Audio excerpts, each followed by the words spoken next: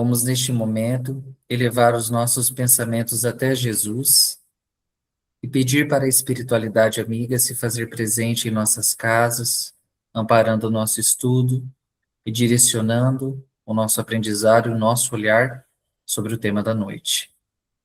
Agradecemos também a oportunidade de estarmos compreendendo um pouquinho mais sobre as nuances espirituais e, em especial, o dinamismo que acontece com a questão espírita. Que a espiritualidade amiga esteja presente conosco, nos amparando e colocando, no momento do estudo, o remédio necessário para nós em cada uma das águas que estamos colocando perto dos aparelhos eletrônicos. Pai nosso que estais nos céus, santificado seja o vosso nome, venha a nós o vosso reino, seja feita a vossa vontade, assim na terra como nos céus. O pão nosso de cada dia dai-nos hoje, perdoa, Pai, as nossas ofensas, assim como nós perdoamos a quem tem nos ofendido, e não nos deixe cair em tentação, mas livra-nos de todo e de qualquer mal, pois só teu é o reino, o poder e a glória para todos sempre. Que assim seja. Bom, eu vou projetar aqui, para a gente conseguir visualizar. A gente parou nessa parte, né, falamos sobre a questão dos falsos profetas, né, e paramos em edificar a casa sobre a rocha, que é o item 7, tá? E temos o item 7 e o item 8. Acho que vai dar para falar dos dois hoje, apesar que a gente vai parar um pouquinho, né, mais cedo, mas acho que vai dar para falar dos dois, tá? Edificar a casa sobre a rocha. Todo aquele, pois, que ouve essas palavras e as pratica, será comparado a um homem prudente que edificou sua casa sobre a rocha. E caiu a chuva, transbordaram os rios, sopraram os ventos e deram com ímpeto contra a casa. E essa não caiu porque foi edificada sobre a rocha. E todo aquele que ouve essas minhas palavras e não as pratica, será comparado a um homem insensato, que edificou a sua casa sobre areia. E caiu a chuva, transbordaram os rios, sopraram os ventos e deram com ímpeto contra a casa. E ela desabou, sendo grande a sua ruína. Mateus 7, 24 e 27. Novamente, volta o mestre a dizer que não basta apenas ouvir as suas palavras, porque seria construir sobre a areia. É preciso praticar os ensinamentos de maneira a dar sólidos alicerces ao edifício moral que vamos construir. É preciso notar que Jesus não prometeu uma vida sem tormentos, se praticássemos os seus ensinos, mas apenas que teríamos forças suficientes para superá-los com seriedade. Os espíritos instrutores, durante dezenas de anos, repetiram a necessidade do estudo e do conhecimento da doutrina. Hoje, nós podemos afirmar que o nosso maior obstáculo para a redenção da humanidade é a falta de prática cristã, falta do exercício da caridade. O que sabemos já é o suficiente. É hora de praticarmos os ensinos, de aperfeiçoá-los no contato com a realidade. Porque, do contrário, agiremos como o homem que construiu a casa sobre a areia das ideias humanas, dos pontos de vista, das opiniões pessoais, das teorias, esquecendo-se da essência dos ensinamentos recebidos, que é a prática da moral cristã. Aí depois é o item 8, tá? Bom, essa parte aqui que fala sobre edificar, acho que a comentou alguma coisa aqui, deixa eu ver. A Márcia, desculpe, fim do mundo é difícil. Então, eu acho que essa parte aqui que nos é colocada, né, ela vai trazer para nós um simbolismo muito grande diante das construções que a gente tem sobre a vida, inclusive, né? Todas as vezes que nós estamos pensando nesses ensinamentos sobre a casa, a gente tem que entender que o ensinamento de Jesus, ele vem trazer para nós uma das maiores leis da evolução espiritual. Quando a gente olha no primeiro momento, parece apenas que ele está falando, né? pratica aquilo que você aprendeu. Mas, na ótica da doutrina espíritas, essa passagem, ela vem revelar para nós, né, ou anunciar para nós, como ocorre a transformação do espírito ao longo das sucessivas existências, né? Então, o texto, ele não fala de casa, ele fala de construção do próprio espírito. Por isso que existe o simbolismo da casa, né? Na linguagem simbólica, a casa, gente, representa a nossa individualidade. É aquilo que nós somos. Não representa nosso corpo físico, porque o nosso corpo físico ele é transitório. Também não representa só a nossa personalidade atual, porque a minha personalidade atual é uma das facetas das minhas existências, assim como a de vocês. A casa, ela representa todo o edifício moral construído pelo espírito ao longo das reencarnações. Então, a gente pode imaginar que cada existência acrescenta um novo andar nessa nossa construção, né? Vamos supor que é um grande edifício, tá? E cada experiência, cada sofrimento, cada vitória, cada renúncia, cada ato de amor, isso daí vai formando a estrutura interior da nossa casa, a forma como ela vai sendo edificada, peça por peça. E é exatamente isso que o Allan Kardec explica, inclusive nas suas obras, quando ele afirma que o espírito ele progride lentamente pela experiência e pelo exercício das virtudes, né? Então, a pergunta de Jesus, eu acho que deixa ser como que está a nossa religião e passa a ser o que que a gente está construindo na nossa alma, né? É uma questão muito simbólica, né? Inclusive, quando se fala aí sobre as rochas, né? O que que a rocha significa? A rocha representa as leis divinas. Ela não simboliza só Jesus. Ela representa aquilo que nele nunca muda. O que que nunca muda em Jesus? As leis de Deus, tá?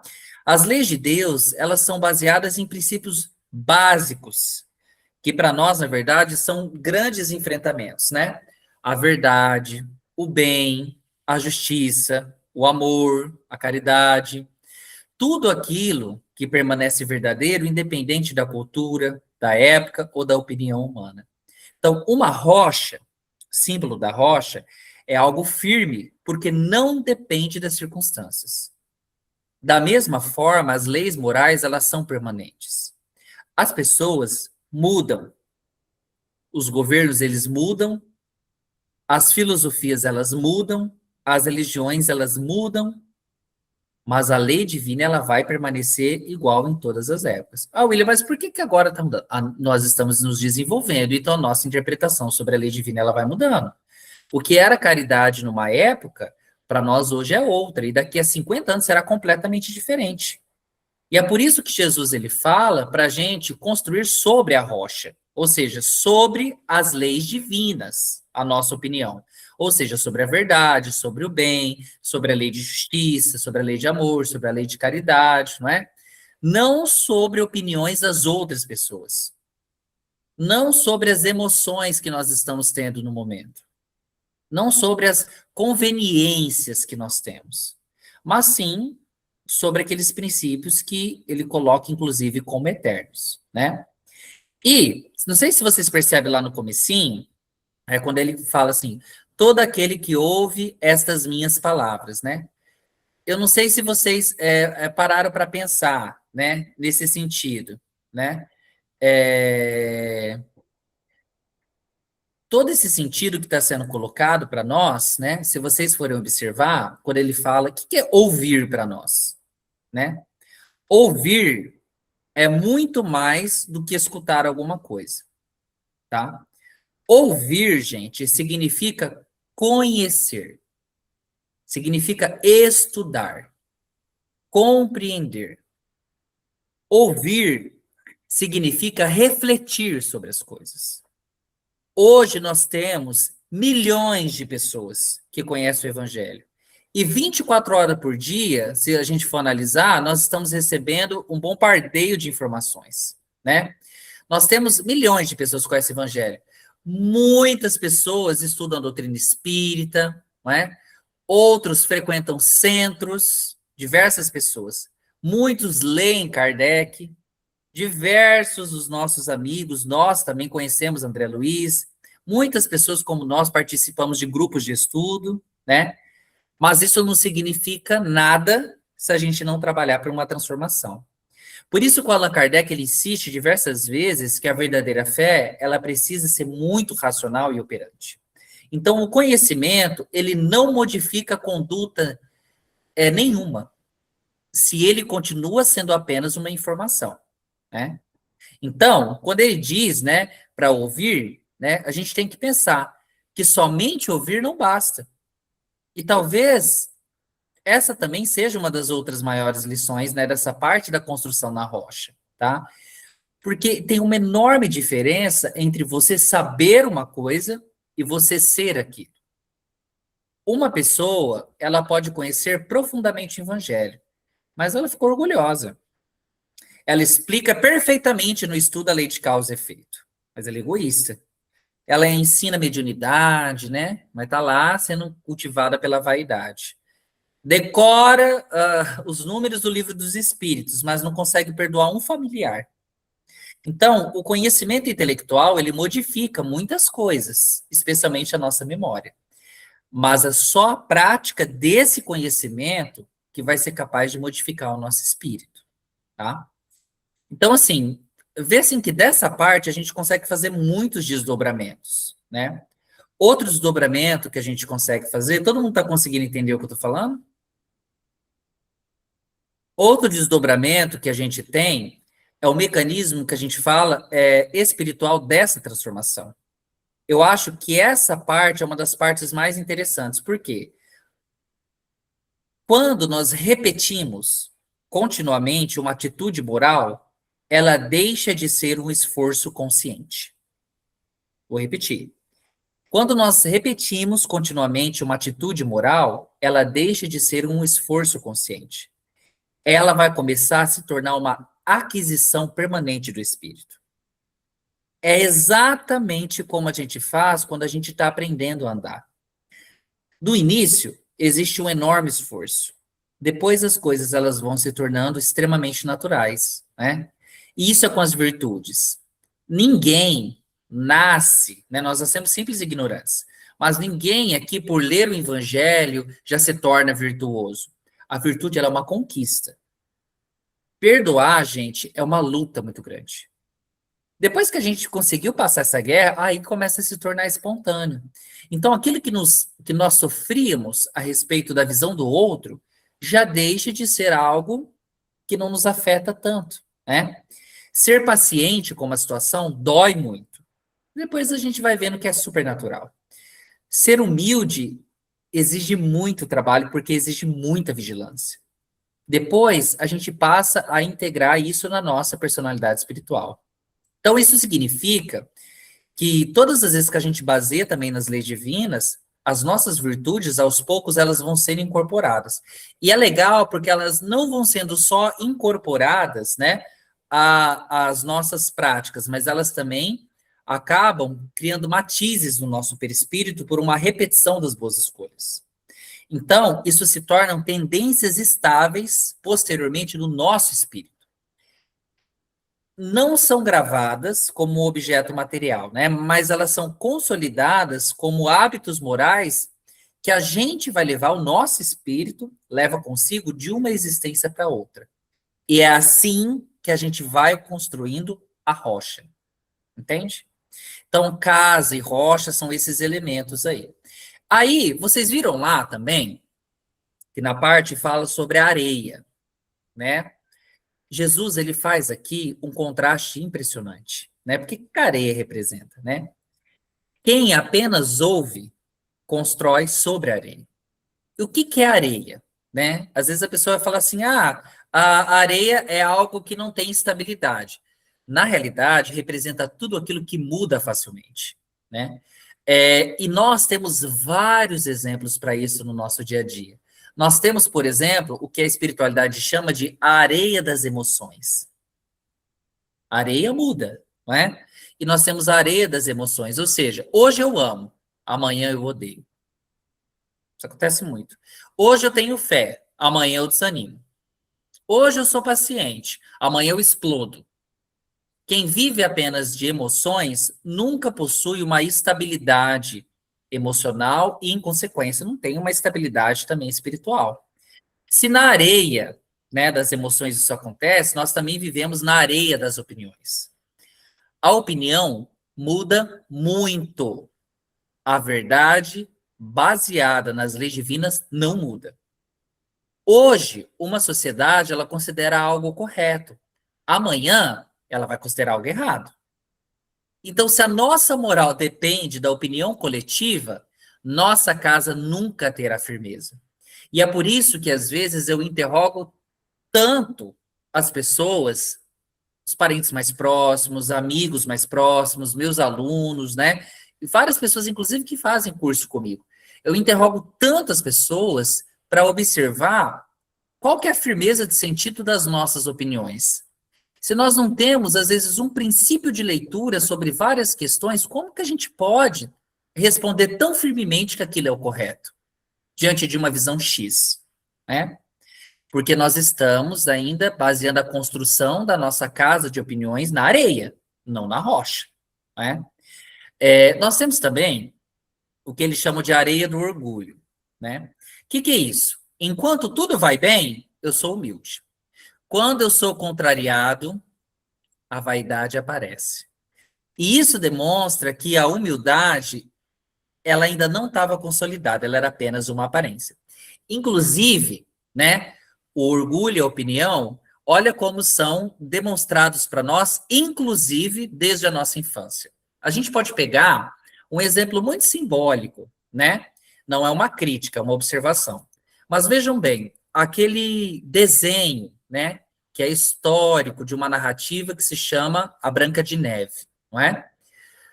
Diversas vezes no texto e depois na imagem dos filmes, mostra a Branca de Neve e ela, né, vivendo a sua vida simples e humilde em um determinado contexto, e a rainha, toda pomposa, maravilhosa, né, ela pergunta lá pro espelho, espelho, espelho meu, existe alguém mais belo do que eu? E o espelho sempre fala as coisas que ela quer ouvir. Não, não existe. Você é a mais bela. Aí o dia que o espelho responde a ela uma contrariedade, a varia do orgulho e da vaidade modifica a estrutura. E aí aparece, né, a essência da pessoa. Então, a madrasta, o que ela faz? Ela manda caçar, ela manda matar. Seja quem for e quer que traga aquela moça para que ela possa continuar sendo a número um. E, na realidade, isso também nos demonstra o poder que uma opinião contrária tem sobre nós, né? O poder que uma opinião contrária tem sobre a nossa visão das coisas. E o que a gente faz quando nós somos essa opinião contrária é apresentada para nós? O espelho era o melhor amigo dela, mas ele demonstrou uma opinião contrária. Automaticamente, nesse desenho muito enfático, né, demonstra toda essa construção que está sendo feita. E aí a gente vê que ela acaba destruindo um reino inteiro para que ela possa provar que aquela opinião contrária, de uma certa forma, traz esse impacto, né? Então, se nós formos observar, eu falei só desse exemplo simbólico dos quais nós somos também construídos, não é? Nós não aceitamos quando as pessoas, elas, às vezes, transmitem ideias contrárias para nós, né? Eu admito, ainda tenho muita resistência, especialmente quando a pessoa traz uma opinião enviesada por ideologias que não são baseadas em experiências, em estudos, né? Ou até mesmo em, a gente fala, né, numa análise maior sobre a vivência. Quando uma pessoa chega para mim muito cheia de opiniões sobre algumas questões, eu fico observando, né? Como que pode acontecer esse processo, essa leitura? Não é? Porque se a gente só tem... Imagine da seguinte forma também, né? A gente constrói a nossa casa de ideias morando em apenas um único lugar, em um único bairro, tendo somente contato com as mesmas pessoas, vivenciando somente aquela rotina durante muitos anos da nossa vida. Quando surgem ideias diferentes, realmente, nós vamos ter uma contrariedade, porque nós estamos tão acostumados àquela visão, né, baseada naquela perspectiva limítrofe mesmo, que limita a nossa ideia sobre a existência da vida. Então, é o que acontece hoje, inclusive no nosso planeta. Nós não conseguimos aceitar as opiniões das outras pessoas, nós não conseguimos movimentar, não é, a nossa visão sem que a gente julgue o outro. Todas as vezes quando a gente se sente contrariado, nós acabamos, né, demonstrando que a nossa humildade ela também não está consolidada. Então, é aí que entra essa areia do orgulho, que a gente às vezes também precisa, né, trabalhar dentro de nós, mas não mais de uma forma só em aparência. Nós precisamos compreender ela dentro de um contexto que saia dessa superficialidade. Porque a espiritualidade, Deus, todos os dias eles nos dão oportunidade para nós nos melhorarmos, porque nós mesmos pedimos. Só que nós, quando encarnamos, acabamos esquecendo de uma certa forma, mas a vida nos lembra todos os dias disso, em ações que circulam na nossa vivência, no nosso cotidiano. A vida está nos lembrando. Quando aparece uma circunstância que a gente precisa superar, é a vida nos lembrando daquilo que nós solicitamos para a nossa melhoria, né? Outras areias também que a gente tem, né? Outra areia que a gente tem é a areia da religiosidade superficial. A gente frequenta o centro, né? Templo, vamos assim dizer, a gente conhece livros, participa de reunião. Cara, isso é extremamente importante, né?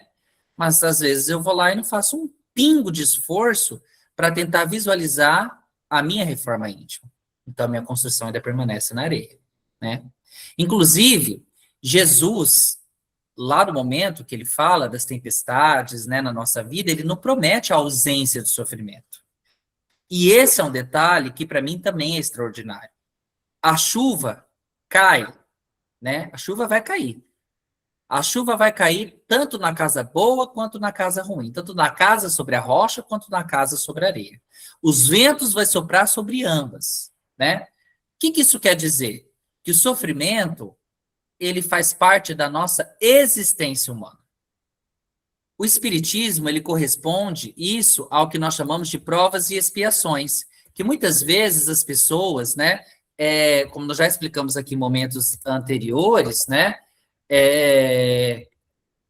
às vezes as pessoas elas acreditam que está passando, né, aquela circunstância, justamente pelo fato de que na outra vida, às vezes não é bem assim, tá?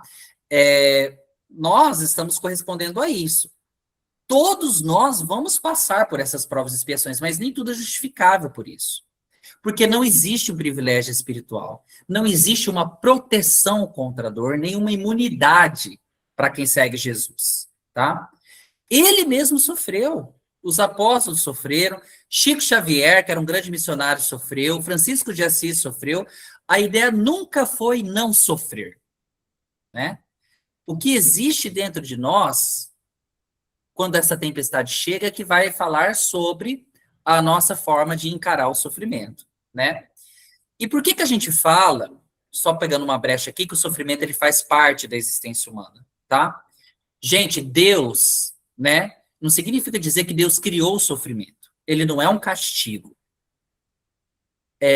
Nós não viemos aqui para sofrer, mas nós temos que reconhecer que nós somos imperfeitos. E como nós estamos em processo de evolução, nós vamos encontrar desafios, dores, perdas, limitações, e são essas circunstâncias que vão impulsionar o nosso crescimento moral e intelectual. E essa ideia ela é compreendida em diferentes dimensões.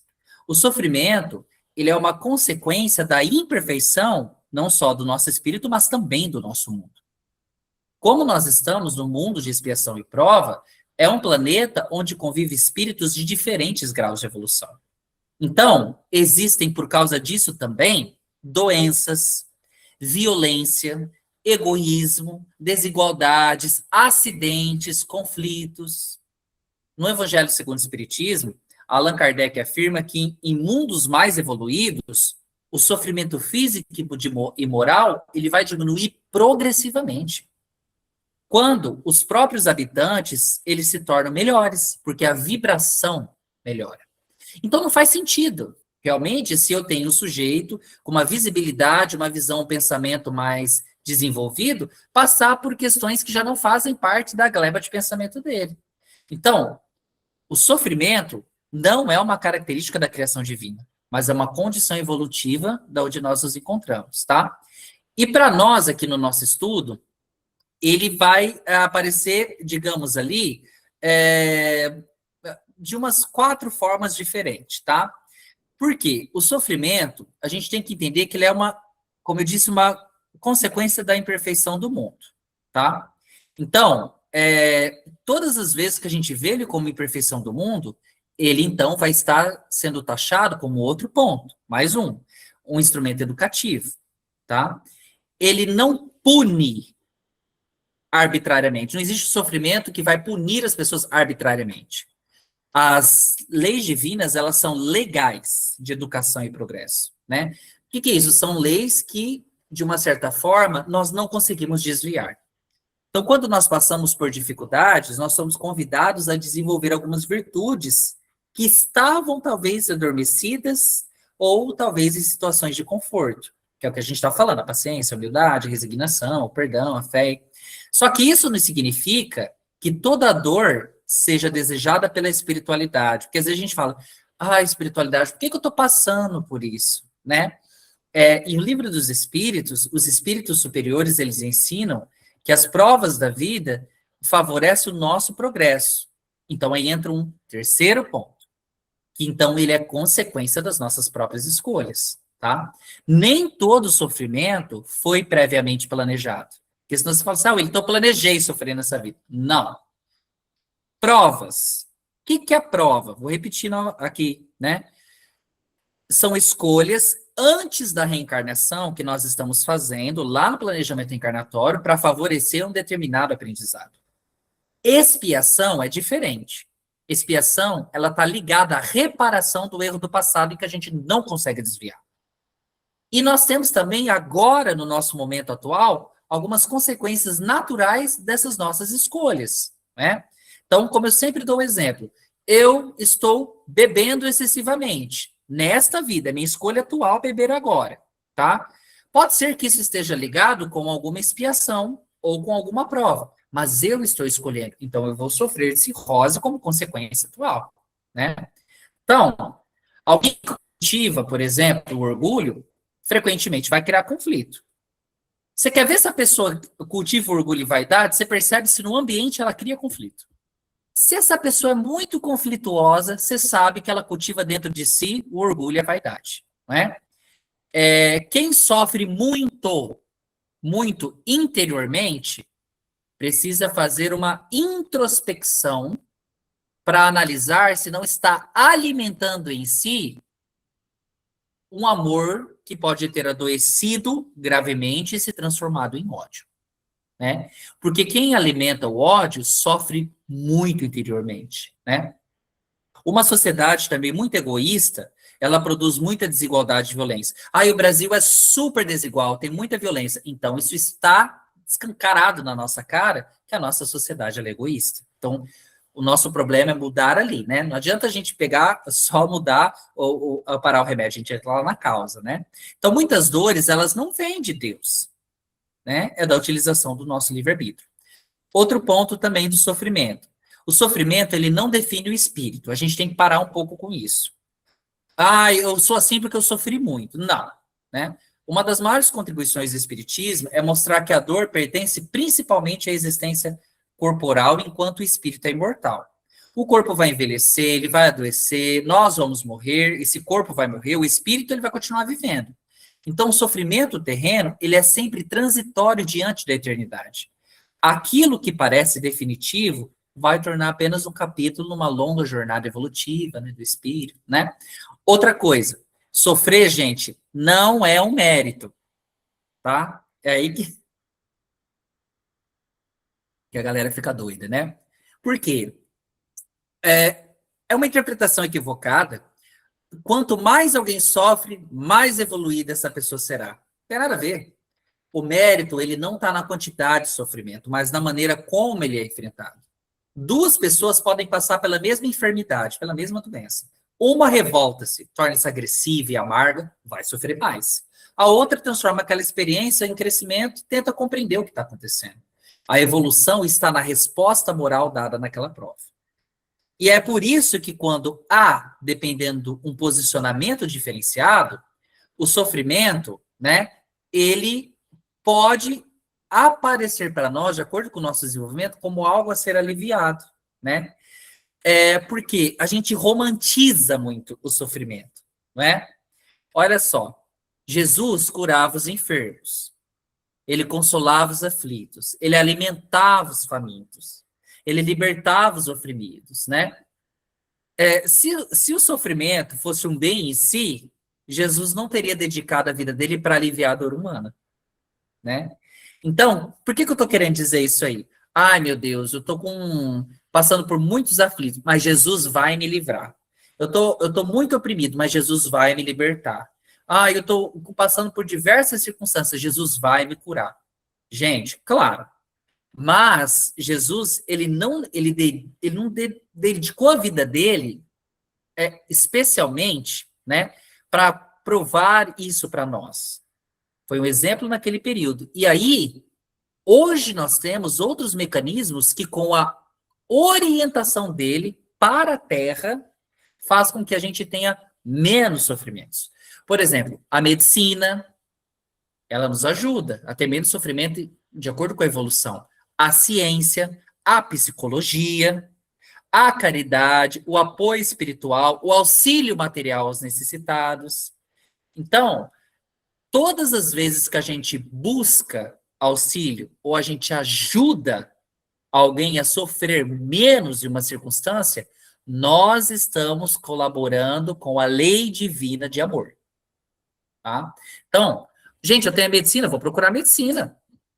Eu tenho a ciência, vou procurar ciência. Ah, eu estou com distúrbio, não consigo entender as pessoas, estou com dificuldade. Vai procurar psicologia.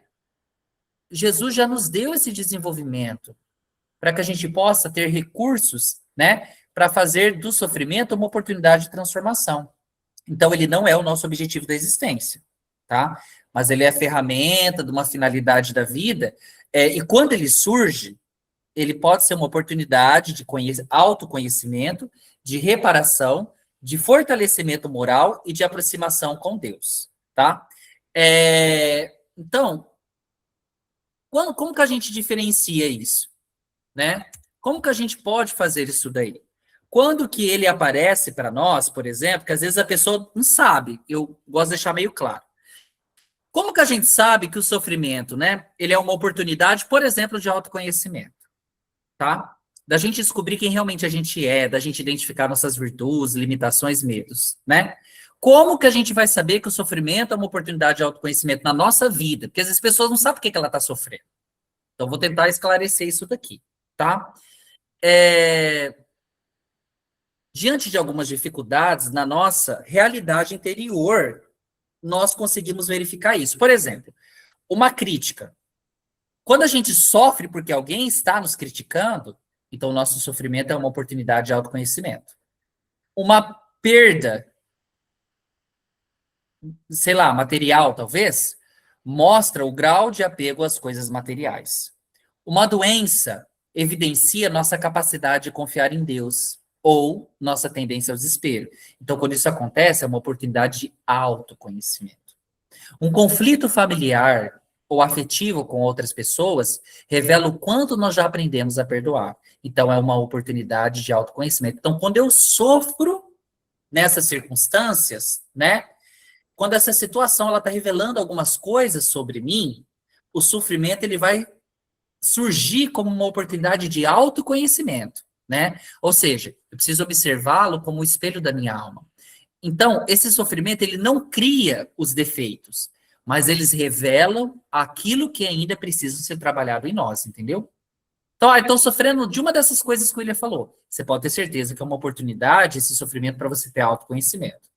Agora, quando o sofrimento ele é para uma oportunidade de reparação, né? A reparação ela está ligada à lei de causa e efeito. Então, muitas experiências difíceis, elas representam oportunidades da gente corrigir desequilíbrios que foram criados em existências passadas, tá? Então, não é castigo, né? Mas é a restauração da nossa harmonia interior. Então, vamos a um exemplo, tá? Quando o sofrimento ele é uma oportunidade de reparação. Quem abusou muito de um poder pode reencarnar aprendendo a humildade. Então, vamos supor que eu nasço em um ambiente que tem muita pobreza, muita dificuldade, muita necessidade de resignação e de paciência. Então, eu sei que o sofrimento que eu estou passando ali naquela circunstância, que eu vou ter que estudar mais, eu vou ter que andar mais de ônibus, eu vou ter que ir atrás de serviço, até eu conseguir sair daquela situação. Isso daí é uma oportunidade de reparação de algo do passado. Não é um sofrimento para a gente, como uma oportunidade só de autoconhecimento. É um sofrimento como oportunidade de reparação. Quem foi, em vidas anteriores, indiferente ao sofrimento alheio, ou até nessa própria vida, vai experimentar necessidades semelhantes para desenvolver compaixão. Um antigo desafeto vai retornar como um membro da família. Então, é um sofrimento como oportunidade de reparação. A reparação, ela acontece nesta própria existência. Se alguém prejudica outra pessoa e depois busca corrigir o erro, pedir perdão e agir de maneira diferente, já está fazendo a reparação moral agora, não vai precisar nas outras, entende? Agora, se eu estou passando por isso agora, é porque eu não busquei essa reparação na anterior. Então, Deus está me dando a oportunidade para eu reconstruir isso nessa minha caminhada de agora, tá? Então, vejam que são sofrimentos diferentes da reparação e do autoconhecimento. Outro sofrimento que a gente tem, né? O sofrimento como oportunidade de fortalecimento moral, que é para a gente desenvolver algumas virtudes, tá? Pensa assim, na academia, cada músculo nosso, ele cresce quando ele enfrenta resistência, né? E a gente também fortalece o nosso caráter com essas provas com equilíbrio. Então, cada dificuldade, ela vai desenvolver uma virtude específica, né? As perdas ensinam desapego. As perseguições, estou sendo perseguido no serviço, ela pode fortalecer para nós o perdão. Os fracassos nos ajudam a despertar a questão da humildade. As responsabilidades difíceis na nossa vida são para desenvolver perseverança. Então, essas daí são fortalecimentos, sofrimento como uma oportunidade de eu me fortalecer moralmente. Mas o que é isso? Eu tenho que ficar suportando a dor? Não. Mas você tem que permitir que ela produza um crescimento interior de você, para que você saia da infantilização e chegue a uma adultização da forma como se lida com as coisas. Tanto que duas pessoas, elas podem passar pela mesma situação e sair muito diferente, né? Uma sai amarga, outra sai mais sábia, compreensiva e generosa, né? Então, quando nós temos situações em que parece que Deus está nos convidando a desenvolver um fortalecimento moral, nós sabemos que o sofrimento é uma oportunidade para isso. E a última característica do sofrimento, né, que a gente fala, que é o sofrimento como a oportunidade de aproximação de Deus. Muitas vezes a gente busca Deus muito superficialmente quando está dando tudo certo. Aí surgem algumas provas, né? Aí às vezes a gente fica, ai meu Deus, estou passando por uma dificuldade. Qual que é o sentido da minha vida? Por que eu estou passando por isso? Existe algo além da morte? Deus realmente está comigo? Quando essas perguntas elas começam a surgir na nossa vida, né, é porque a própria vivência está nos convidando, quando a gente está sofrendo por isso, há uma fé mais consciente e mais madura. Ou seja, há a necessidade do sofrimento como uma oportunidade de aproximação com Deus, tá? E não ocorre porque Deus estava distante de nós, mas porque nós é que frequentemente estávamos vivendo distraídos pelo que nós chamamos de preocupações materiais. Então, o sofrimento, ele rompe com essa ilusão de autossuficiência e ele desperta uma relação muito mais íntima com Deus. Porque daí ele vai começar a basear as ideias na confiança, na oração, na esperança. Então, gente, não é o sofrimento não nos aproxima a Deus automaticamente, entende? O que aproxima é a forma como a gente responde à dor. Por isso que nós precisamos conhecer essas dores, para a gente conseguir parar de se revoltar, de se afastar de circunstâncias que estão nos engrandecendo, né? Mas sim uma forma da gente aprofundar. Quando a gente tem conhecimento, então a gente vai ver, peraí, gente, eu estou sofrendo, mas eu acho que isso é uma oportunidade de autoconhecimento. Porque essa pessoa está fazendo críticas, cara, deixa eu escutar. Será que realmente eu sou assim? Será que realmente eu preciso mudar? Ou, peraí, eu estou vendo que as pessoas estão abusando do poder sobre mim. Meu Deus, o que é isso? Opa, acho que esse sofrimento que eu estou sentindo pode ser uma oportunidade de reparação, né? Ai, meu Deus, eu estou vendo aqui que eu estou passando por muitas perseguições, muitos fracassos na minha vida. Meu Deus do céu. Opa, Deus então está querendo fortalecer a minha moral, né? A mesma coisa. Poxa, eu tô aqui, de repente, eu tenho tudo na minha vida, mas eu não entendo, sabe? O que está acontecendo comigo? Eu tô assim, não tô legal. Sofrimento ali como uma oportunidade de aproximação de Deus, tá? Então, na visão espírita, essas quatro dimensões não são, gente, objetivos independentes, tá? Mas parte de um mesmo processo evolutivo. O sofrimento, quando ele é compreendido e enfrentado de uma maneira consciente, ele vai revelar quem somos, né? Que é o autoconhecimento. Ele vai oferecer para nós a oportunidade da gente corrigir o que ficou em desequilíbrio, né? Reparação, ele vai fortalecer o nosso caráter, ele vai aprofundar a nossa sintonia com Deus. E o sofrimento, por si só, ele não produz resultado, tá? Depende da escolha que a gente faz diante das provas da vida. Tudo bem? Alguma pergunta por enquanto? Não? Eu vou parar aqui nesse momento, porque a gente vai, né, falar um pouquinho, né, das perguntas, ok? E aí depois a gente volta, né, para a gente falar um pouquinho, né, sobre a importância, né, da gente analisar essa lei de lógica, de causa e efeito, né, que vai acontecendo no item 8 ali que a gente vai ver do nosso estudo. Tudo bem? Tá? Então lembre-se sempre, gente, a casa construída na rocha, só para finalizar, né? A casa ela é firme não porque ela depende da circunstância, né? Mas porque a gente mantém um equilíbrio, né? A gente percebe também que existe uma lei de causa e efeito, e quem pratica constantemente o bem modifica suas futuras experiências, né? A crítica de Jesus também a esse excesso de intelectualismo religioso, né? Jesus, ele não diz quem sabe mais. Ele não falou também quem estudou mais. Ele diz quem pratica mais, tá? Então, isso tem um significado enorme muito grande para nós, né? Claro que a gente valoriza o estudo, que nem eu falei. A gente sabendo os níveis de sofrimento, a gente sabe direcionar a nossa energia, tá? Mas nunca a gente deve separar o conhecimento, né, sem essa transformação. E a caridade é o que vai ser o nosso verdadeiro alicerce para essa nossa casa. Saber ouvir, compreender, respeitar, perdoar, orientar sem humilhar, servir sem reconhecimento, renunciar, vencer diariamente o egoísmo. Cada um desses detalhezinhos pequenos vão fazendo o alicerce da nossa casa espiritual. Então, sempre vocês vão se perguntar, né?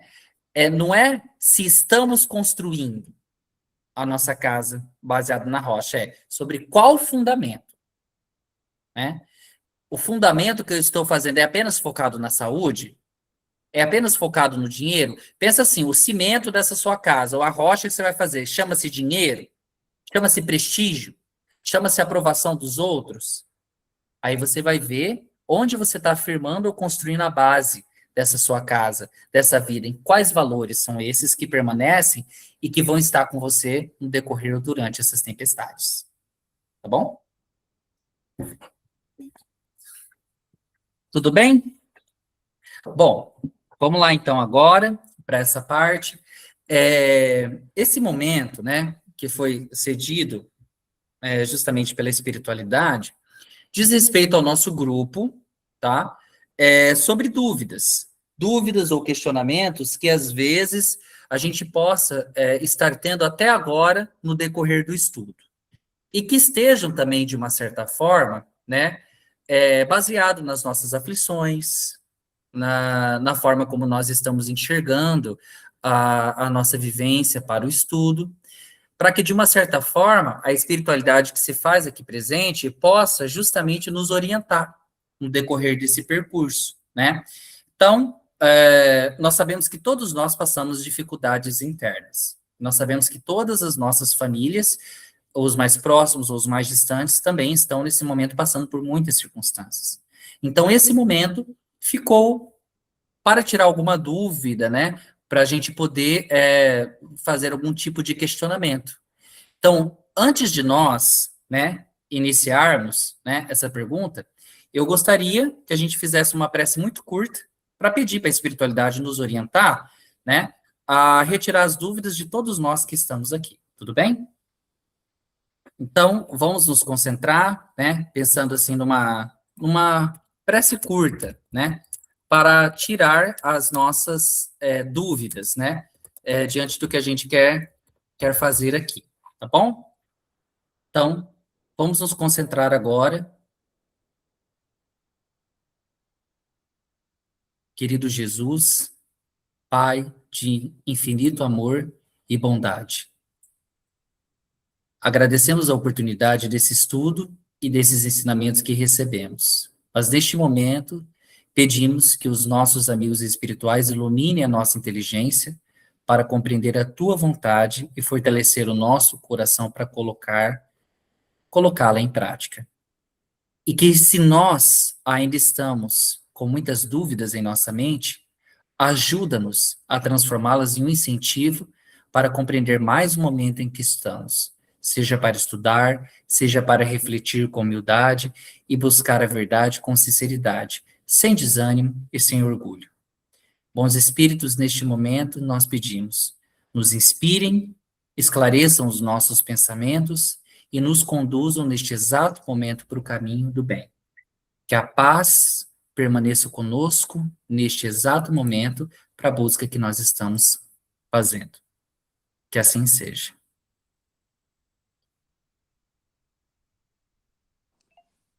Bom, pessoal, alguém quer fazer alguma pergunta? Oi, Ilio. Boa noite. Boa noite, Beto. É o Beto Graciano. Uhum.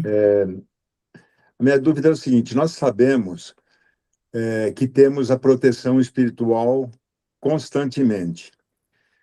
Eu queria saber como fica a evolução desse espírito com as experiências espirituais no plano, sendo que ele tem essa preocupação de estar nos guardiando. Os espíritos superiores. Tem que ser, mesmo na escala espírita que Kardec fala, eu acho que um espírito para estar nos protegendo tem que ser de uma linha um pouquinho acima da nossa. Uhum. Perfeito? Então, eu queria saber como fica a experiência dele estar nos protegendo, como você afirmou até uma ocasião passada, com relação à progressão dele no plano espiritual. Eu tenho uma dúvida se ele fica prejudicado em função dele estar constantemente com essa preocupação de nos proteger. Uhum. Porque ele está constantemente assim, né? Sim. Tá, vamos lá. É uma questão muito importante mesmo, isso daí, viu, Beto? Eu acho que ajuda a gente também pensar, né? Porque, num primeiro momento, como eles estão dedicados a nós, né? A impressão que a gente tem é que eles param de evoluir, porque eles dedicam muita parte do tempo deles para ficar nos acompanhando. Perfeito. Mas ocorre justamente ao contrário. Porque o ato de ajuda deles, que se inverte uma caridade, é também uma forma de evolução, é um trabalho para eles. Então, esse trabalho, né, identifica que se eles estão conosco diversos momentos do nosso dia, eles não ficam parados ao nosso lado. Muitas pessoas imaginam que o nosso guardião, né, porque nós temos os amigos espirituais e o nosso anjo guardião, são diferentes. Nós vamos pelo anjo guardião, que é alguém que fica 24 horas ao lado de uma única pessoa, ajudando nesse processo, né? Os espíritos superiores, eles não estão limitados pelo espaço e pelo tempo como nós. E eles possuem uma capacidade de ação maior do que nós. Então, eles nos acompanham nos nossos pensamentos, nos inspiram e intervêm moralmente, mas eles não ficam presos ao nosso lado 24 horas, materialmente falando, né? Ok. Eles protegem, eles nos protegerem, nos intuírem, não impedem que eles estejam em outro momento desempenhando outras atividades compatíveis com o grau evolutivo deles, né? Sim. Então, a missão de proteger é o trabalho deles. Imagina assim, eu trabalho 8 horas por dia como professor, ou mais, né? Muitas vezes, pelas responsabilidades. Eles também estão fazendo. Agora, imagine eles fazendo esse trabalho, me auxiliando e auxiliando a humanidade. O trabalho de caridade, ele se inverte à ideia de que é um ato até mesmo vinculado às missões. Cada um de nós tem missão, né? Então, a gente não evolui trabalhando, aprendendo, servindo aqui na Terra, e os mais elevados, eles vão evoluir não através dessas funções materiais que a gente faz, mas das responsabilidades cada vez maiores. Sim. Então, exige dele, por exemplo, paciência, dedicação, renúncia, amor incondicional, sabedoria. Mesmo ele sendo mais evoluído, ele vai continuar aperfeiçoando essas virtudes através do nosso auxílio, né? E o amor dele é o principal instrumento. Então, a gente associa muito a evolução de conhecimento, mas a evolução dele está ligada ao desenvolvimento de amor. Quanto mais o espírito ama, mais ele se aproxima da perfeição. Como que ele ama? Servindo, auxiliando, amparando e consolando. Então, quando o espírito se dedica à proteção de nós encarnados, ele está exercitando exatamente aquilo que caracteriza o espírito superior, que é o amor desinteressado, né? Uhum. Outro ponto também, eles recebem orientação, né? Eles não trabalham isoladamente. Tem toda uma organização no mundo espiritual. Nós temos espíritos de diferente grau de evolução exercendo funções que são compatíveis com a capacidade, né? Então, existe uma equipe em um hospital, tá? Assim como existem equipes espirituais de outros eixos. E os mais elevados dentro de cada eixo vai orientando aqueles que estão na missão de auxílio. Então, o nosso próprio espírito protetor, ele continua aprendendo, está sob orientação de outros espíritos mais elevados que eles, né? Perfeito. E aí, no livro dos espíritos, inclusive, né, a gente vê que a proteção é constante, mas a organização vai variar com a nossa necessidade, a nossa evolução, a nossa circunstância. Tem vezes que, por exemplo, o seu anjo da guarda, ele pode estar atuando mais diretamente com você no dia a dia. Em outras circunstâncias, às vezes, outros espíritos benfeitores que vão colaborar. Então, quando uma circunstância de uma missão termina, novas responsabilidades elas vão surgir, e aí esse progresso dele nunca termina, porque é um progresso da lei universal, né? Uhum. Então, nenhum espírito ele deixa de evoluir porque ele auxilia, ao contrário, né? Esse auxílio é fraterno e é uma expressão própria da lei divina, que é a da rocha, né? Da lei do progresso. Então, à medida que ele vai se elevando, ele vê que a gente está progredindo, a felicidade dele também vai aumentando, porque não está centrado em si mesmo. Ele está participando da obra de Deus. Ele está colaborando com o progresso dos demais. Então, ele protege, ele inspira. Para ele, isso não é um obstáculo de evolução. Pelo contrário, né? Ele vê que ele mais ama, ele mais progride. Só uma comparação final para entender legal. Imagina um médico muito experiente. Todos os dias ele passa nas alas para cuidar dos pacientes, sei lá, depois de cirurgia ou algum atendimento, né? Aí a gente fala, nossa, mas se ele passa o tempo todo cuidando dos outros, quando que ele cresce profissionalmente? Né? Ele vai, a resposta é cuidando dos outros, né? Então, cada atendimento amplia a sua experiência, a sua sensibilidade, a sua capacidade técnica humana enquanto médico, né? E com os espíritos ocorre algo semelhante, né? Eles amparam, mas eles não interrompem a evolução deles. Às vezes, quando nós estamos descansando, dormindo, muitos amigos nos convidam para ir com eles em cursos espirituais, que eles também estão aprendendo junto conosco. Mas como eles já são mais desenvolvidos, óbvio que eles vão absorver de uma forma muito maior do que nós, né? Que às vezes a gente acorda até com uma sensação boa, né? Então, eles não param de evoluir, tá? Eles não ficam estacionados. Pelo contrário, quanto mais ativo eles estão na nossa vida e a gente vai se desenvolvendo, mais desenvolvido eles vão se tornando. Deu para entender? Ah, ficou mudo o microfone. As pessoas que estão em caminhos, assim, em descaminhos, vai ter uma proteção. Desde que Uhum. ela está em descaminho, está desorientada, está perdida na existência, ela vai ter uma proteção. Sim, vão ter. Sempre, todos nós temos proteção, né? Uhum. Mesmo essas pessoas, elas continuam sendo amparadas, não? Deus não abandona nenhum dos seus filhos. O Sim. criminoso, o dependente químico, a pessoa violenta, o corrupto, quem perdeu o sentido da vida, todos eles permanecem sob a misericórdia, né? Uhum. E agora é que os espíritos, amigos espirituais, se aproximam mais ainda, né? Mas tem que haver também, da qualidade dessas pessoas, arrependimento e transformação, que facilita esse amparo espiritual, né? Sim, E sim, aí às vezes, você pode perguntar a alguém, mas então por que essas pessoas continuam errando, né? Porque a proteção não elimina o livre-arbítrio. sim. E esse é um dos princípios mais importantes, né? O espírito protetor, ele vai lá, inspira, sugere, intui, tenta retirar as pessoas através da intuição de outras, né? Cria oportunidades, mas ele Sim, não pode decidir por uma pessoa, sim, né? Então, aconselha, alerta, e essa proteção, ela não é percebida.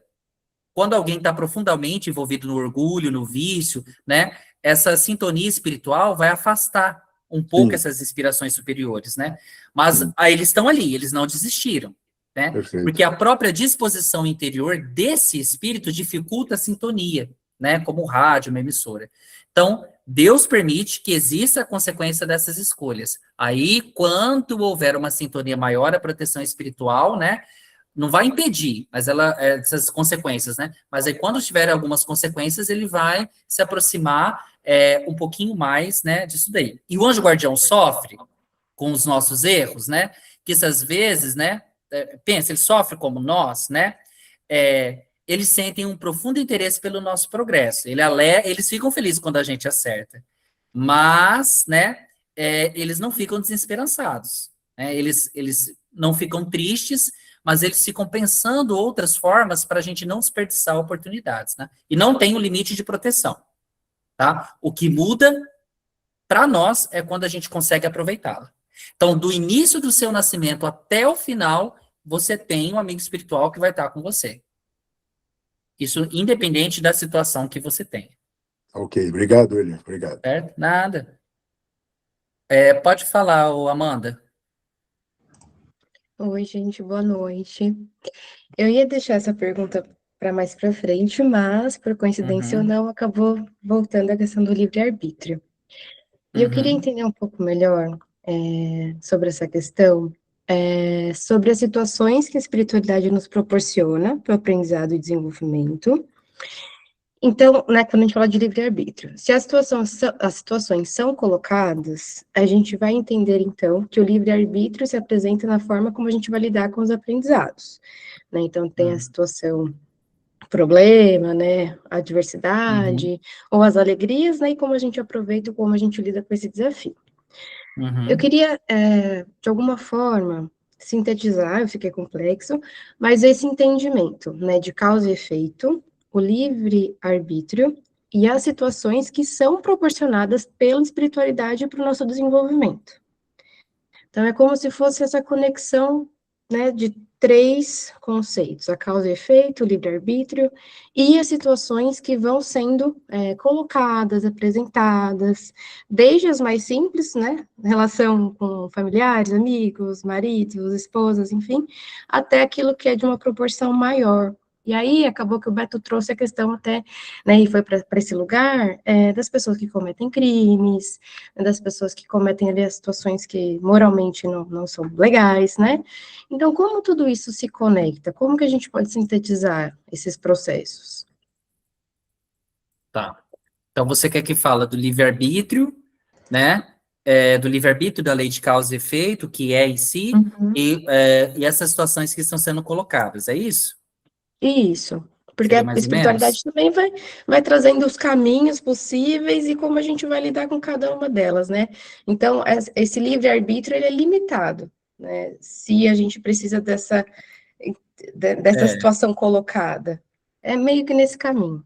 Uhum. Tá. Ó, o livre-arbítrio, ele está ligado com as escolhas, com as consequências, que é a lei de causa e efeito, e com as novas oportunidades. Então, a nossa vida, ela é composta por situações pequenas e grandes desafios, que é o livre-arbítrio? É a capacidade que Deus deu para você, espírita, de escolher as suas situações. Mas não é para você escolher as suas ações externas, né? Não é apenas isso. O livre-arbítrio está ligado com o que é pensar, como você vai sentir, como você vai agir, como você vai responder às circunstâncias da vida. Então, sem ele, não existe mérito. Se você não tiver o livre-arbítrio, você é um robô programado, né? Então, o livre-arbítrio, ele nunca faz mal, tá? Mas, por quê? Ele vai nos ajudar nesse desenvolvimento. Então, imagina o seguinte, né? Quando nós temos a capacidade de escolher, nós temos que ver que a nossa virtude, ela só terá qualidade quando a gente tem essa liberdade para agir dessa forma. Se nós não tivéssemos, nós não teríamos. Então, Deus criou os espíritos simples e ignorantes, mas depois, com o tempo, foram tendo liberdade. E o livre-arbítrio, ele vai de acordo com a nossa evolução espiritual e de acordo com a evolução do planeta. Por exemplo, Jesus tem um livre-arbítrio muito maior do que o nosso, porque ele tem condições de escolher melhor. Nós somos ainda crianças em evolução. Nós não vamos dar um isqueiro para uma criança que ela não vai saber manusear. Agora, imagina, Deus, ele não vai dar para você ou para mim um isqueiro ou um fósforo para a gente brincar, porque nós ainda somos crianças dentro do caminho dessa evolução. Assim como um pai não dá essa liberdade excessiva para a criança correr na rua porque um carro pode passar e atropelar, Deus também ele vai limitar algumas questões, né, por causa do nosso próprio processo de evolução. Porque senão essa nossa liberdade excessiva, ela ia nos conduzir a caminhos que seriam extremamente mais tortuosos, né?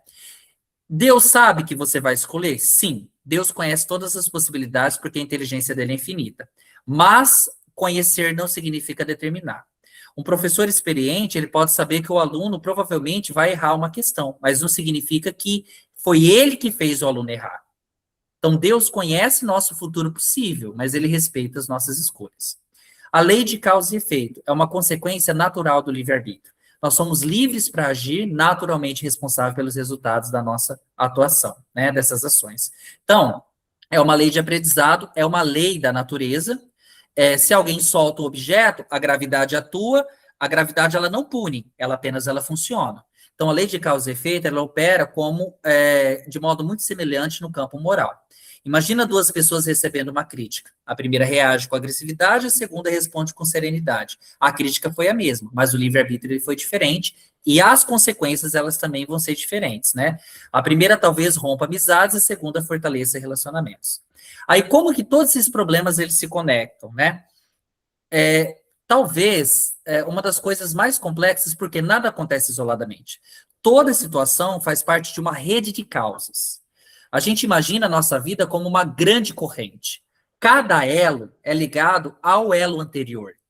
Então, uma palavra impensada gera uma discussão. Essa discussão, ela produz ressentimento. Esse ressentimento, ele afasta uma pessoa. Esse afastamento, ele provoca a solidão. A solidão influencia novas decisões. Anos depois, aquele primeiro momento que foi quase esquecido, ele continua ainda produzindo efeitos. É por isso que Jesus dizia que nós devemos prestar atenção nas nossas atitudes, reconciliar com o nosso adversário o mais depressa possível. Quanto antes a gente interrompe uma cadeia de erros, menores são as consequências que vão ser colocadas. Então imagina, hoje você fala uma palavra, lá na frente pode ser que você sinta a solidão da influência daquela decisão que você fez um dia. As situações pequenas têm importância? Sim. Já vou acabar de explicar. Tem importância? Sim, né? É nas pequenas escolhas que a gente constrói nosso destino. Ninguém acorda violento de um dia para o outro, tá? A violência, ela costuma começar com pequenos gestos. Uma impaciência, uma mentira, um orgulho alimentado, uma pequena desonestidade. Ninguém se torna santo em um único dia. A santidade também nasce de pequenos atos. Uma palavra gentil, um perdão, uma oração, um gesto. Então, cada pequena decisão molda lentamente o nosso espírito. Aí você vai falar, entendi, mas e as grandes provas? As mais severas não surgiram isoladamente, entende? Vieram dessas pequenas. Elas têm diversas micro-origens, e algumas são consequências dessas micro-origens que desembocam no nosso momento atual. Alguém dirige embriagado, provoca um acidente. O sofrimento decorre de uma decisão tomada naquele momento em que a pessoa saiu de casa e resolveu beber. Outras provas são escolhidas antes da reencarnação, né? E aí os espíritos benfeitores, ele fala assim, Amanda, essa experiência para essa vida vai ser boa para você, mas essa que você quer para acelerar o progresso, nessa circunstância você não vai ter condições. Então, nascer numa família, enfrentar limitações físicas, viver em determinada missão, né? Pode, eu vou falar da pergunta dele. Pode trazer para nós oportunidades de crescimento, tá? Outras vêm de causas anteriores. O Allan Kardec, ele sempre fala, não devemos sair tentando descobrir qual foi o erro que nós tivemos nas vidas anteriores. O importante é a gente pensar o que a gente pode aprender com essa situação que a gente está vivendo agora. Não me interessa o que eu fui. Né? É muito mais útil do que a gente saber do que eu fui no passado. Né? E aí, como que Deus utiliza todas essas situações? Né? Deus não cria o mal, mas nada impede que ele transforme até mesmo as nossas escolhas equivocadas em oportunidade de crescimento. Vou repetir dentro da minha visão. É como um professor. O aluno erra a questão, o professor não queria o erro, mas utiliza aquele erro para corrigir a prova e o aluno não errar novamente. Assim faz Deus. Até nossos fracassos, eles tornam-se instrumentos de aprendizado quando nós estamos dispostos, né, a mudar. E uma comparação final, só para você entender também, que eu não sei se respondi tudo que você queria. Imagina um GPS. Você programa um destino, correto? Sua vida. Durante o caminho, você decide entrar numa rua errada. O GPS traçou, mas você fala, eu acho que eu vou por aqui porque eu conheço essa rua. O GPS, ele não tirou sua liberdade. Você que escolheu. O GPS também não abandonou você por causa do erro. Ele vai voltar lá, ele vai recalcular a rota para você. Às vezes você vai mais longo, às vezes vai demorar um pouco mais, né? E é assim que funciona a providência divina. O livre-arbítrio, ele permite que a gente escolha esses nossos caminhos. Então, a espiritualidade vai lá e nos ajuda através do estudo, através de amizades boas, através do conhecimento, através das experiências, a criarmos o nosso GPS. Tudo isso cria um GPS para nós que nos direciona ao caminho certo. Aí a gente vem e acaba mudando a rota. Aí vem a lei de causa e efeito, porque ela faz com que cada escolha produza consequências naturais. E a misericórdia de Deus vai continuar agindo. Então, vamos recalcular essa rota, vamos oferecer uma nova oportunidade para Amanda corrigir essa direção que ela mesma se colocou. Cada situação da vida, desde um gesto pequeno até a mais dolorosa que você tiver, é um ponto de aprendizado para essa rota, para voltar nesse processo. Então, os acontecimentos nunca são episódios isolados na nossa vida. Nunca. São partes de uma história maior, na qual Deus respeita a nossa liberdade, educa por meio de consequências e deixa, né, nunca deixa de oferecer caminhos alternativos, né, para o nosso progresso que a gente tem que voltar. Deu para entender? Deu sim. Deu? Não sei se eu consegui responder, né? Não, A do foi Luiz, né, que ele fala que ele gostaria de entender melhor sobre os espíritos obsessores. Como podemos identificar quando uma influência espiritual é realmente um processo obsessivo e não apenas uma questão emocional ou psicológica, né? Primeira coisa, a gente não tem que atribuir tudo a espíritos, Luiz, né? Ou também não tem que negar completamente a influência espiritual. O primeiro princípio, nem tudo é obsessão. Uma pessoa, ela pode estar deprimida, ansiosa, irritada, estressada, traumatizada, com alterações hormonais, com problemas neurológicos, passando por um luto. Nada disso significa automaticamente uma obsessão espiritual. O Allan Kardec, ele combateu fortemente a tendência de explicar todos os problemas pela ação dos espíritos. No Livro dos Médiuns, ele afirma, inclusive, que muitos imaginam obsessão onde existe apenas imaginação, enfermidade ou dificuldades. Não, né? A primeira atitude é investigar as causas. Aí você investigou a causa. Você vai analisar que você é um ser humano. Espírito, perispírito e corpo físico. Você percebeu que o seu corpo adoeceu, o espírito sofre. Se o espírito sofre, o corpo também responde. Então, um pensamento permanece negativo. O perispírito modifica a dinâmica fluídica. Tudo está interligado, tá? E aí a gente chega nesse ponto da obsessão, né? O que é obsessão? É uma ação persistente de um espírito sobre o outro. Ah, eu me senti perturbado. Isso não é uma obsessão, tá? Ah, eu passei no lugar e senti uma inspiração ruim, me deu um impulso negativo, eu quis brigar, eu quis xingar. Isso não é uma obsessão. A obsessão é uma ação persistente, diária, rotineira de um espírito. Todos nós temos essas influências diárias, todos, mas nem toda influência é obsessão, tá? E isso, a gente tem essa influência, essa obsessão, não só dos desencarnados, como dos encarnados, né? E como que ela começa? Ela começa quando essa influência se torna contínua. E aí ela vai estabelecendo um vínculo de domínio, condicionamento do pensamento e da vontade. Ela não ocorre como nos filmes. O obsessor, ele não entra na nossa mente, ele influencia, ele sugere, ele estimula, inclusive através das outras pessoas, através de filmes, através de outras leituras. Aí, ele vai através dessas sugestões, desses estímulos. Por exemplo, tem uma festa, a festa é um estímulo para eu decair. O que ele vai fazer? Ele vai amplificar uma tendência que já existe em mim para que eu possa ir nessa festa e me desnortear.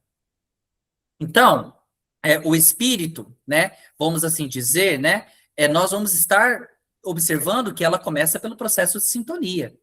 É por isso que a gente precisa estar sempre vigilante para prestar atenção na nossa afinidade com determinados estados emocionais, lugares, né? E aí, o obsessor, ele não cria pensamento em nós. Ele vai fortalecer algo que já está um terreno favorável dentro da gente, né? E aí, dentro desse fortalecimento, ele vai intensificar esse estado, né? Ele vai sugerir para você assim, nossa, você foi tão humilhado naquele lugar, você não merece isso. Não aceite isso, retruque, mostra quem manda, né?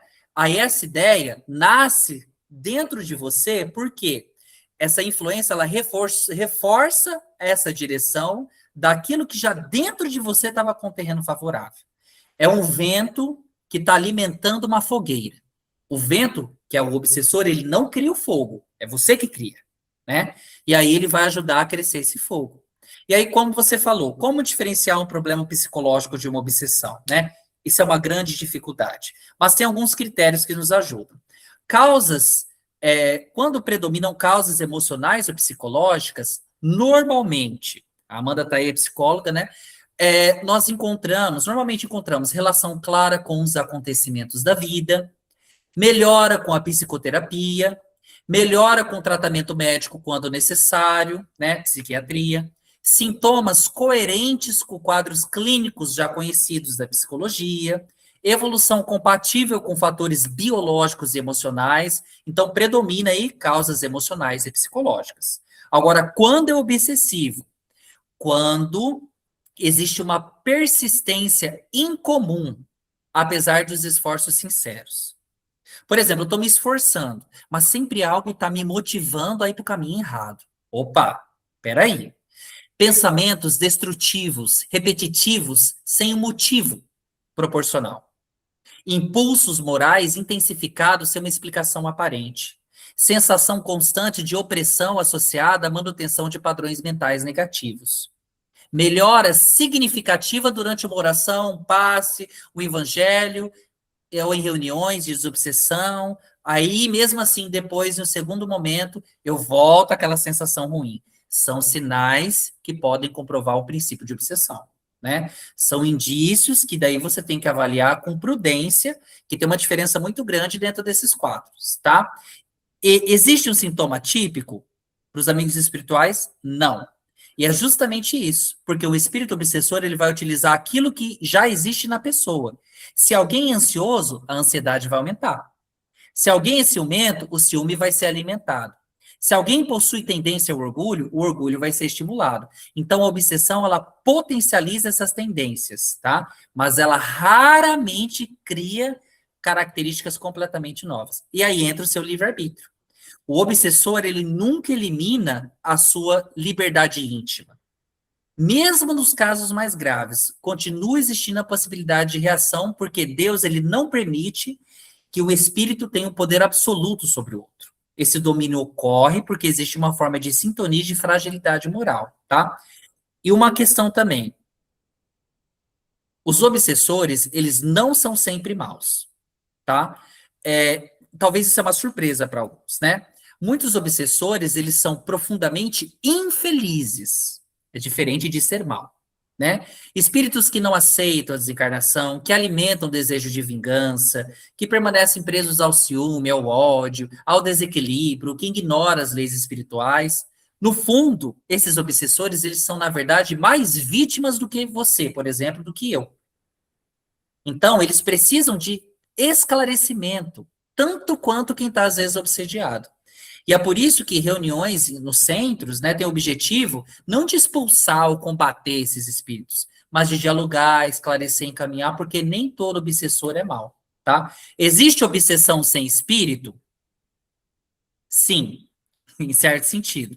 André Luiz utiliza uma expressão muito interessante que eu vou te falar para observar: a auto-obsessão. A auto-obsessão, ele não, é um termo que a gente utiliza como uma categoria própria da obsessão espiritual que descreve situações em que a própria pessoa se aprisiona em ideias fixas de culpa, medo, ressentimento, vícios mentais, mantendo-se ligada a esses padrões, mesmo sem uma influência espiritual altamente predominante.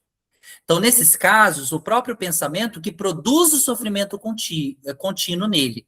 Depois que esse sofrimento que ele mesmo cria, espíritos afins começam a se aproximar.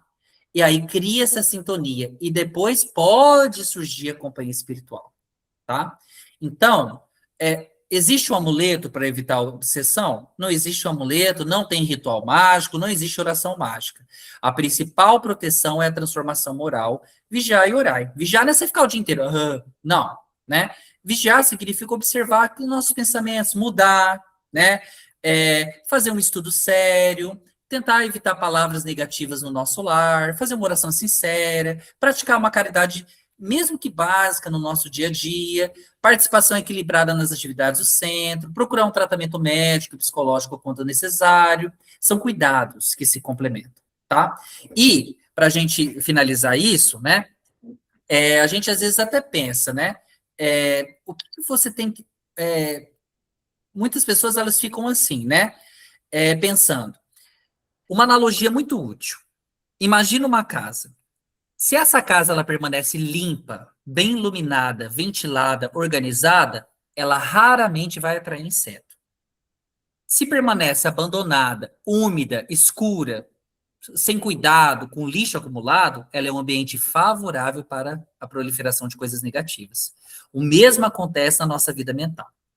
Os espíritos, eles não são atraídos por um passe de mágica. Hoje eu tô mal. Um espírito veio. Não. Nós estamos mal, a gente pode ficar mal, não tem problema. Só que eles encontram maior ou menor afinidade conforme a gente vai cultivando esse estado íntimo. Então, nunca devemos falar, meu Deus, será que eu estou sendo obsediado? Quem está me obsediando?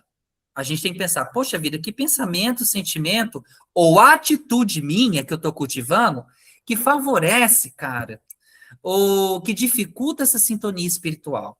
Por que está favorecendo a sintonia com espíritos inferiores ou eu estou nessa auto-obsessão? Eu tenho que procurar ajuda. Essa mudança ela é fundamental, tá? Então, você não tem que viver desconfiado de espírito obsessor, né? A sua obrigação, assim como a minha, é fortalecer o nosso mundo íntimo. Quanto mais a gente desenvolve isso, mais disciplina mental, mais oração, perdão e caridade, menos espaço nós daremos para influências observadoras que naturalmente nós colocamos em sintonia a nossa vivência com os bons espíritos. E eles, assim como você, assim como eu, continuamente estão conosco, respeitando o nosso livre-arbítrio. Eu sei que tem muitas pessoas aí que tinham algumas perguntas, né, que se tornavam, às vezes, até pesadas, né, mas eu acredito que nós teremos um outro momento, uma outra oportunidade cedida pela espiritualidade, né? E aí, pode ser que essas outras dúvidas que a gente tem, inclusive mais íntimas, né, que a gente possa compartilhar, não no sentido de colocar a sua intimidade em cena, mas no sentido de, às vezes, falar sobre as aflições, sobre os nossos conflitos, porque justamente nós... O que essas perguntas elas querem dizer para nós no final desse estudo? Que a gente já estudou uma boa parte, que a gente já tem condições de compreender e fazer perguntas que realmente vão nos ajudar. Porque existe no Espiritismo algo chamado espetacularização. que é quando as pessoas elas vão nos lugares para fazer perguntas e tem amigos espirituais que estão para poder respondê-las. Mas essas pessoas vão só para fazer pergunta, ver o processo mediúnico e depois vão embora e continuam as mesmas. O que acredito que não seja o nosso caso. Porque cada um de vocês, na casa de vocês, está com um amigo espiritual neste momento que, além de amparar, de orientar, estava disposto a solucionar as dúvidas de acordo com o ambiente que vocês estão vivendo. Então, numa próxima oportunidade, né, façamos as nossas perguntas, as nossas dúvidas, e eu me coloco à disposição da espiritualidade para aquilo que tiver ao meu alcance, conseguir colaborar com eles e conseguir colaborar também com todos vocês. Tudo bem? Vamos fazer um. Pode falar. Posso falar uma coisa? Então, eu tinha comentado com você hoje na nossa conversa, né, pelo WhatsApp, sobre estar fazendo alguns eventos assim, online, onde seria assim para questionamentos, perguntas e respostas, lembra? Então, a sim, gente verdade. poderia iniciar com esse grupo nosso aqui, assim, sem ser nesse horário. A gente poderia, sei lá, combinar, se todos concordassem, um final de semana, ou um dia, assim, à parte, para a gente estar fazendo esse, assim, só para esse tipo de dúvidas e esclarecimentos. Porque, mesmo estando cada um no seu lar, né, independente, a gente já tem essa certa liberdade de podermos estar conversando aqui sobre problemas pessoais que às vezes nos aflige, como você acabou de mencionar aí, né? Então, a gente pode estar estudando essa possibilidade e está fazendo, assim, uma parte, conforme a sua disponibilidade também, porque a gente sabe que você tem bastante atividades, né, na escola, online. Então, a gente poderia estar vendo, tipo, uma vez por mês, né? A gente está fazendo. Não sei o que o pessoal acha, mas seria uma seria interessante. sugestão, né? Eu acho legal esse bate-papo. Na verdade, não seria nem um estudo, seria uma troca de experiência. Sim. Um bate-papo mesmo, seria bem importante. Sim, como o William falou, né, da própria espiritualidade já está preparada ali naquele dia, naquele horário, para a gente estar fazendo essa atividade, né? Como você falou, que às vezes, dependendo do lugar que a pessoa vai procurar, tem alguém, assim, os espíritos que estão ali preparados para estar respondendo os questionamentos. Então, a gente faria de uma forma, né, mais ou menos assim, mas seria online, né, separado, que nem hoje, né, no caso, seria o estudo. A gente estaria fazendo um momento especial só para isso. Né? Porque, assim, inclusive, no dia em que isso for realizado, tem que ser um dia em que a gente tente ficar mais tranquilos. Sim, sim. Tá? Menos agitação, menos, sabe assim, a gente vai ter que fazer o que a gente chama, né, de, querendo ou não, como é que fala, Fátima, o Thiago também fala direto isso, esqueci o nome. Preceito. É tipo um preceito, né, para a gente conseguir, né, se sintonizar com a espiritualidade amiga, né, Sim. Porque tem pessoas no grupo que sofreram perdas também, sim, né, que hoje gostariam de falar sobre essa perda, mas que ficaram acanhadas, tudo bem? Assim como tem outras perguntas que às vezes elas nos afligem, né? São coisas do nosso cunho mesmo para a gente tirar uma dúvida, né? Olha, que nem o Luiz falando do processo obsessivo, acredito que eu tenha conseguido esclarecer essas diferenças, né? Porque às vezes a pessoa fala, eu estou obsediado, estou com problema psicológico. É legal falar a diferença para a pessoa já saber. Então, assim, umas coisas também que possam às vezes nos tocar. Por quê? A gente pode fazer, a Lilian sugeriu até fazer uma terça-feira por mês, né? Seria legal. Tipo assim, a última terça-feira do mês, né? Ou a primeira terça-feira do mês, eu não sei. A gente pode pegar para poder, mas aí nesse dia a gente tem que estar tranquilos, né? perfeito. E aí, talvez na terça-feira, para algumas pessoas, isso se torne difícil. Porque terça-feira é um dia de semana, é atribulado, trabalha, passa conflito, tal, tal. Então, talvez a gente possa, às vezes, no última terça-feira do mês, por exemplo, às vezes, ao invés da gente fazer o nosso estudo na terça-noite, a gente pode fazer num sábado ou num domingo, entende? Num horário X, em que daí a gente possa transpor aquele dia para a gente ter mais tranquilidade. Não tá no trânsito, Sim. não tá passando nenhum tipo de dificuldade, né? E aí a gente faz perguntas, né? Mas assim, pessoal, não são perguntas assim de bolso, né? O que são perguntas de bolso que eu quero até identificar para vocês? Olha, eu separei do meu marido e eu quero saber se ele está ficando com outra pessoa, né? Uhum. A espiritualidade não é interessante, né? Beleza, vamos fazer, Luiz, uma enquete. Isso para a espiritualidade não é interessante, tá? Porque diz respeito da nossa individualidade, tá? Então, são coisas que realmente possa nos orientar, nos inspirar para poder repassar para a pessoa aquela dúvida que ela tem acerca de um problema. Inclusive, é quase como se fosse um atendimento fraterno meio Eu ia falar, entendeu? como que é? A gente fala que é uma AF, F né? fraterno. É como se fosse um Mas tem um atendimento outro fraterno termo em que o grupo, pessoal entendeu? usa que agora me sumiu da mente. Então, é Mas como se fosse isso, a tá bom? sugestão, aí faz a É. enquete, então, e a Uhum, gente pode estar, né? uhum. Pode ser. Aí a Inclusive, gente vê. sobre dúvidas sobre o nosso Uhum. próprio, as reflexões que nós estamos tendo durante o estudo também, né? Pode ser que surja algum questionamento, né? Então, Uhum. né? Mas é bem para isso mesmo, né? Olha, William, que nem o Gilberto falou muitas coisas interessantes também, né? Que a gente tem. Ah, será que os espíritos protetores continuam trabalhando? São coisas assim que surgem na nossa vivência que às vezes a gente esquece, né? Tudo bem? E o Beto é uma pessoa que ficou com a boca fechada quase o estudo inteiro, né, Beto? É, e perguntou, né? Então, assim, é Ah, legal, porque muitas perguntas, gente, às vezes são nos inspiradas, né? E vocês vão perceber o seguinte: no dia que a gente for fazer isso daí também, às vezes à noite, vocês vão acordar com um pensamento, acho que eu vou fazer essa pergunta. Vai lá e anota, entendeu? Para vocês esquecerem. Ou no decorrer do dia, cara, acho que eu vou perguntar isso. Vai lá e anota. Porque às vezes é uma sugestão também de um amigo espiritual que uhum, está próximo a vocês que quer saber, né? Que vai precisar do seu aparelho físico para poder escutar aquela dúvida que está sendo ali norteada, através de uma vibração de informação que está sendo colocada. Entende? Isso uhum. acontece muito. Então, às vezes, no decorrer do dia, eu quero fazer essa pergunta. Ah, lá na hora do grupo eu lembro. Você não lembra. Aí some. Aí some, entendeu? Porque é algo muito rápido, que vem, às Uhum. vezes, nas nossas ideias.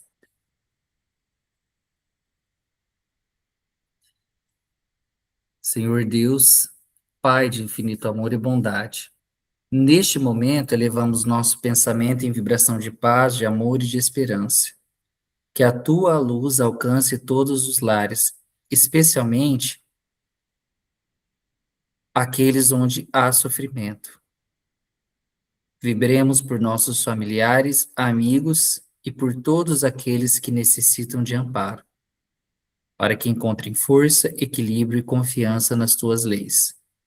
Vibremos também pelos espíritos encarnados e desencarnados que ainda caminham em descaminhos, para que sejam envolvidos pelo carinho dos bons espíritos e encontrem no tempo certo o caminho da renovação e do bem.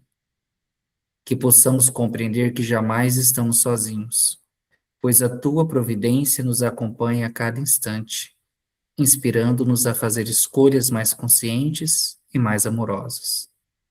Fortalece nossa fé, ilumina nossa consciência e ajuda-nos a sermos instrumentos de paz onde estivermos.